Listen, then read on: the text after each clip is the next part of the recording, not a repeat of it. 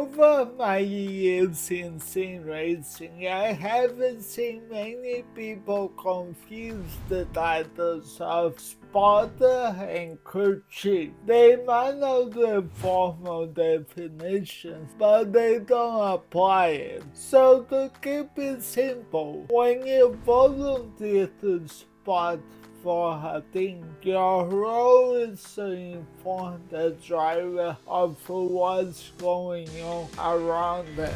However, when you volunteer to crew chief, your job takes a more complex role and starts weeks before the actual race. Hi everybody, my name is Fernando. I have been sim racing for nearly 20 years and I'm one of the founders of Racing Without Limits, a team with disabled and non-disabled drivers that has won 5 special events over the last 12 months. Here are the things you need to know as a crew chief. Your first task is to know your team's average iRacing and see which of your drivers are way above or below the average.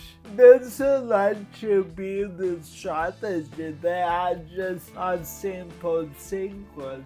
If you have a driver at 2000 iRacing and one at 500, the last thing you want is equal drive time, or worse, underusing your fastest driver. Ensure each driver is available enough hours to contribute in proportion to their rating. In fact, since most teams use the slowest driver last, consider putting your fastest driver back later in the rotation to get a significant advantage over your competition. If you learned something new in this video, consider liking and subscribing. It really helps the channel.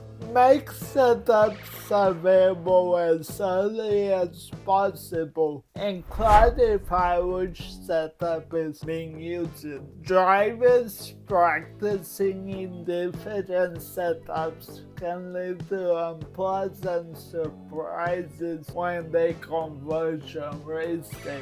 I have already talked about car setup charts here, but in short, the car needs to be controllable for your least speed driver and for when drivers are sleep deprived. Enduros, especially under 2000 iRacing, about surviving, and this includes every driver, not just your aliens. On race day, you should check in with your drivers throughout the day. Don't assume people are ready to go. Life happens. Checking that everybody is still good to race, especially during the sign-up period. You want to be able to unregister a driver after the race starts, and you want to be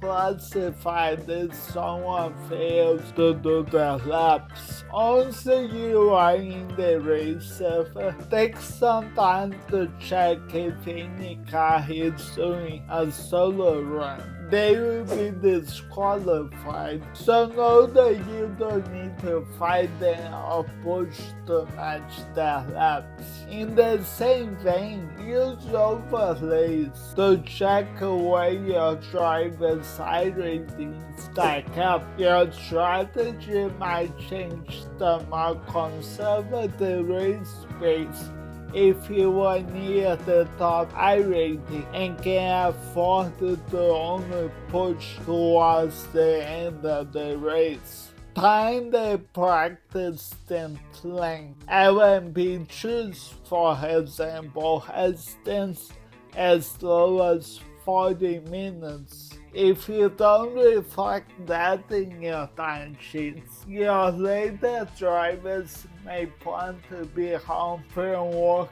by 8 p.m. only to learn that Stint has moved it up to 6 p.m. Keep drivers cool while the pit cycles are underway. We recently wanted 6 hours of the Glen in a race where fuel strategies varied widely, with our car falling from P1 to P6 for several laps while everybody else pitted.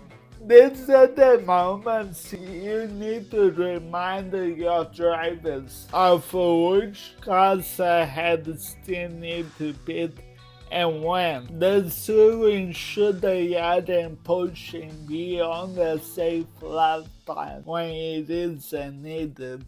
Of course, in most things, you have to crew chief, spot, and drive it yourself, which can complicate these tasks. In those cases, preparation is even more important, and you need to put yourself as late in the driver rotation as possible so you can have a full picture of the race by the time you strap into the car. These tips are far from covering your whole job, but they are good starters before we move into more advanced concepts and management decisions.